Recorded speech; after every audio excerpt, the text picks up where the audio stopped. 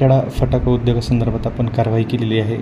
12 कारखाने बंद करण्याचा निर्णय घेतलेला आहे. पूर्ण कारवाई काय आहे, आपण काय पावलं उचलले?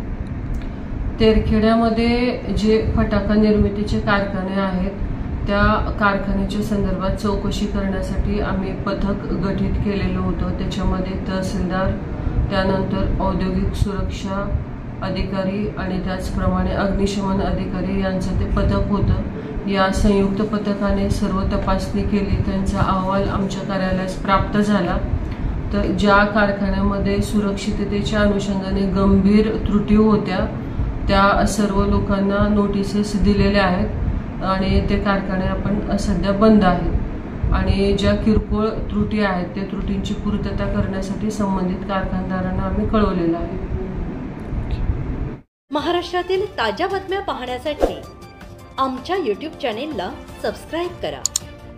इंस्टाग्राम आणि फेसबुकवर हा व्हिडिओ पाहत असाल तर फॉलो करायला विसरू नका. धन्यवाद.